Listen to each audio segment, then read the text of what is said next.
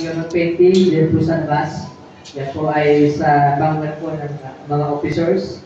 Salamat po sa mga volunteer, ng mga nag-paint, ng mga estudyante. Ginawa lang po natin ng officers, binadgetan po natin yan pang merienda. Pangalawa po, yung isang napakalang project po natin, yung po ating stage, yung baba ng stage.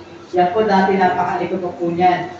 Pero dahil po sa meron pong design, yung ating masipag na principal sa Sir design na baka pwede yung project ito ng officers. Kaya naman po, kami po ay muli nag-usap-usap ng mga officers sa biyaya po ng Panginoon, nakagad na po ng stage. Hindi na po mahirapan ang mga estudyante, hindi na maalikumuhan ng ating mga estudyante, napakaganda na po niyan.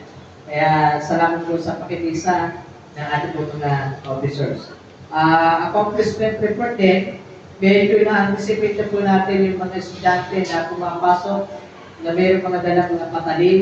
Kasi kami po talaga dyan ay gumagwardiya po kami dyan, madaling araw pa lang, nandiyan na kami. Alternate po kami ng mga officers, meron pang umaga, meron paggabi. So, meron po kami mga nahulihan dyan, ng mga bala ng baril. Hindi na po natin yung pagkakailasan niya kasi for security din natin po. Meron din po tayo nahulihan dyan ng mga marijuana.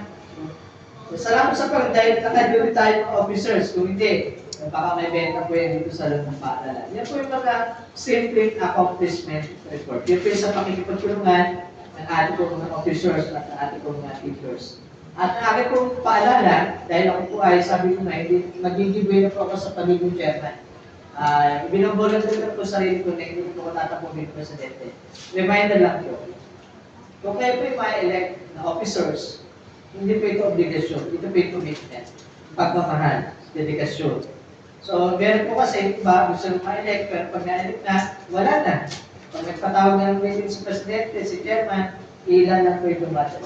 Salamat talaga sa Panginoon dahil sa panahon namin, napakasisipag talaga. Masisipag po yung batch po namin. And hopefully, sa magiging chairman po natin, sa magiging kasama po niya, please lang, kung talaga gusto niyo ma-elect, dapat yung dedikasyon, yung pagmamahal po sa trabaho. Okay pa tayo doon? Okay po. Salamat po at magandang baga sa atin.